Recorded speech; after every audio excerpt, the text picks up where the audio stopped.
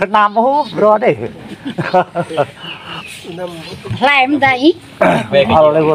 Năm mấy cái ăn mày dọa tang như lại đây. Con mang vô có làm nó được đấy.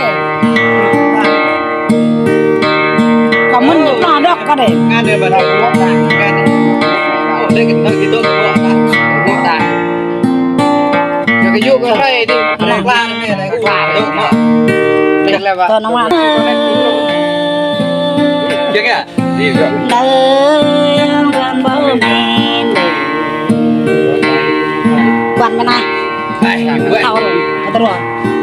Từ nhá. Này, nó học bên nó, có tao đâu. Này. Trong cái bát này nè. bài plan hết bữa bài đặt hết bữa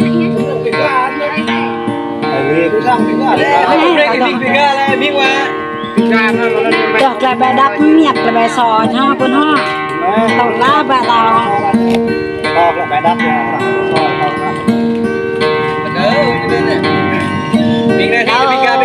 đang đồn bốn ơi đời không còn bao này đời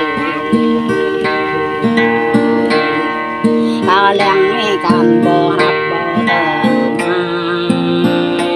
cao khắp mấy con bò về thân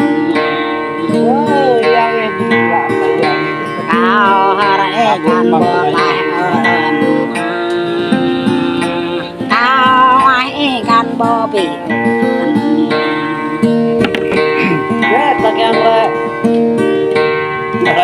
đông đang đông tuấn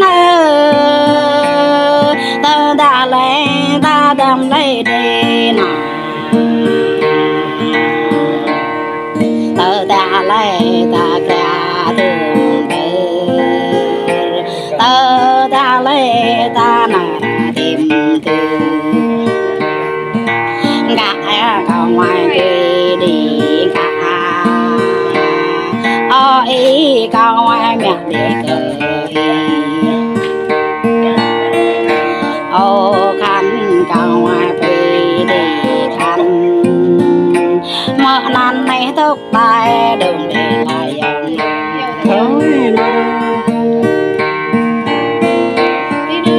đông đang đông lớn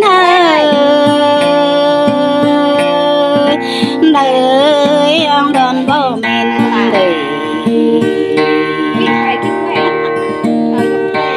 cao vậy muốn cao hụt ngay dạo ô hang nhô mê đỏ để thành hàng cao vậy muốn ta cao hụt nhà hàng dạo ô lấy như tàu làm dân nghe giang thấy như mi tóc con sang nên đời là cái duyệt cao nên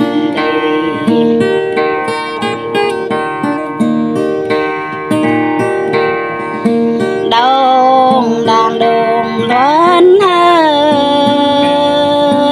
gạo này là ni tên nhồi hẹp lô bàng